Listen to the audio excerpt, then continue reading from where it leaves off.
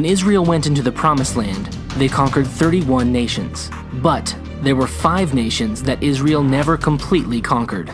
Each of these nations worshipped their own gods. The places where they worshipped these deities were the high places.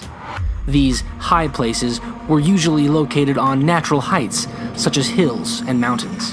Each of these high places had priests that led the people in worship of the deity. Popular regional gods were Baal, Asherah, Asherim, and Topeth. They also worshipped the gods of the sun, the moon, the constellations, and all the host of heaven. It appears that there were sacred pillars at these high places. These appear to be carved pillars depicting the female goddess of fertility and male deities. Some of the best known high places are visible today, such as those in Gezer and Petra. It is not certain how many high places existed, but it is known that the worship was pervasive. At the high places, the gods of stone, trees, and metal were worshipped by the local populace, and later, the people of Israel adopted them as their own gods. The books of Judges and 1st and 2nd Kings document the fall of Israel as they turned from the living God to worship false gods.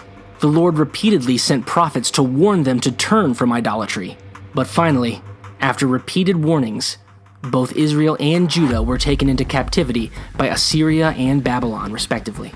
The most prevalent form of idolatry in Bible times was the worship of images that were thought to embody the various pagan deities. Sometimes we may think, these people were so ignorant and backward.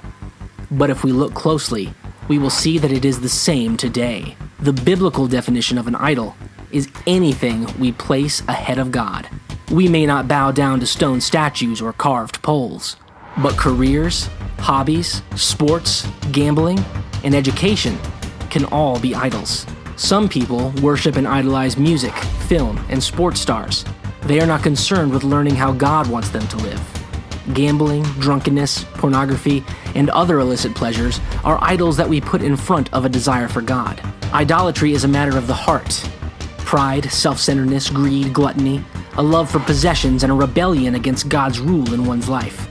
An individual with idols in their life should question whether they truly are following God.